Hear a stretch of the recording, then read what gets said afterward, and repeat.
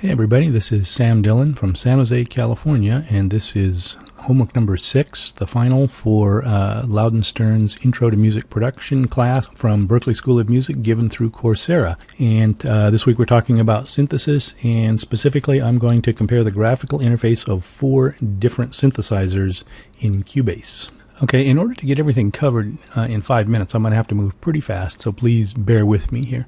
The first one we're going to talk about is Retrolog, this guy right here, which is comes with Cubase. It's provided with the program. Over to the left here, you've got your oscillators, all of them. You've got 2 main oscillators, a sub-oscillator, which we won't worry about now, a noise generator, and the LFO is also over here. As you can see right here, this is where you select the wave shape that you're going to work with, and the fine-tuning octave you're going to be in, and so on and so forth. If you're using more than one oscillator, you can mix them here, and then that feeds into the filter, which is right here. This selects what kind of filter it's going to be, low pass, high pass, band pass, and so on, and how many decibels per octave right there. And then obviously the cutoff, the most important control right there. VCA, the amplifier, is right here, and then we won't go into it, but there's an effects section here and a matrix for connecting up all these various pieces pretty much however you want. The envelopes on this guy are dedicated. They are hardwired. There's one for the filter right here, and it's the typical sliders, and then there's another one for the amplifier right here. Okay.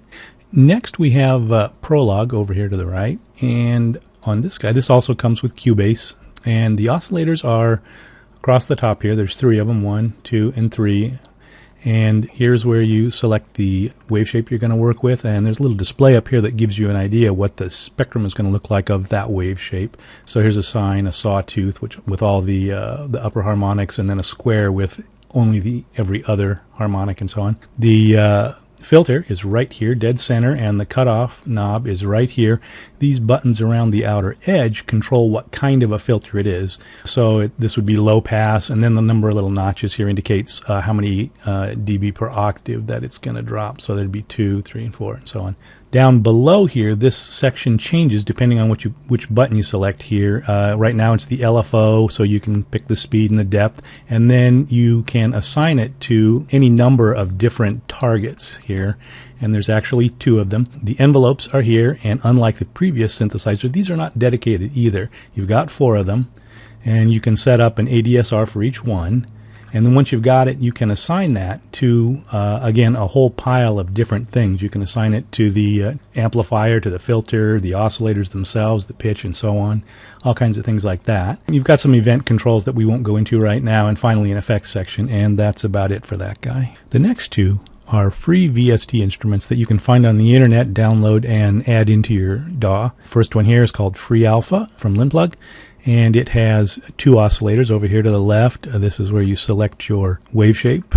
You've got a filter right here. Here's the cutoff and the resonance on the filter. Right underneath here, these buttons control whether it's high pass, low pass, band pass, and so on, and how many octaves per dB. This has a dedicated ADSR type envelope, very similar to Retrolog.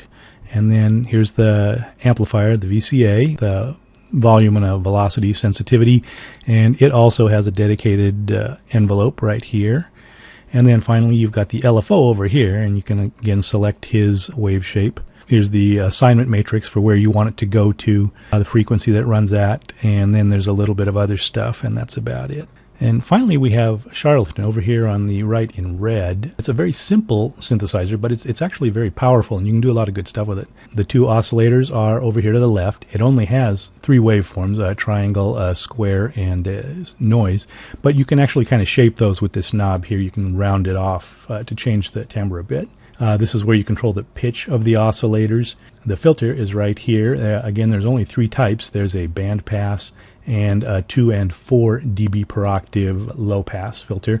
Cutoff controls right here, and the Q or resonance is right here, and that LFO is right over here.